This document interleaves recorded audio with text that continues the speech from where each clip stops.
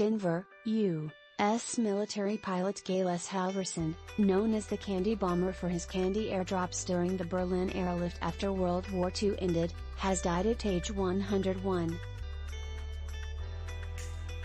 Halvorsen died Wednesday following a brief illness in his home state of Utah, surrounded by most of his children. James Stewart, the director of the Gales Halvorsen Aviation Education Foundation, said Thursday. Halvorsen was beloved and venerated in Berlin, which he last visited in 2019 when the city celebrated the 70th anniversary of the day the Soviets lifted their post-war World II blockade, cutting off supplies to West Berlin with a big party at the former Tempelhof airport in the German capital. Halvor. Utah Governor Spencer Cox also praised Halvorsen, who was born in Salt Lake City but grew up on farms before getting his pilot's license. "I know he's up there, handing out candy behind the pearly gates somewhere," he said. After the United States entered World War II following the attack on Pearl Harbor, Halvorsen trained as a fighter pilot and served as a transport pilot in the South Atlantic during World War II before flying food and other supplies to West Berlin as part of the airlift.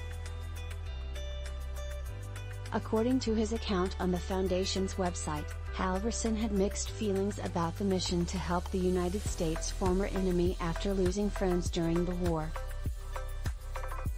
But his attitude changed, and his new mission was launched, after meeting a group of children behind a fence at Tempelhof Airport. He offered them the 2 pieces of gum that he had, broken in half, and was touched to see those who got the gum sharing pieces of the wrapper with the other children, who smelled the paper. He promised to drop enough for all of them the following day as he flew, wiggling the wings of his plane as he flew over the airport, Halvorsen recalled. He started doing so regularly, using his own candy ration, with handkerchiefs as parachutes to carry them to the ground. Soon other pilots and crews joined in what would be dubbed Operation Little Vittles. After an Associated Press story appeared under the headline "Lollipop Bomber Flies Over Berlin," a wave of candy and handkerchief donations followed.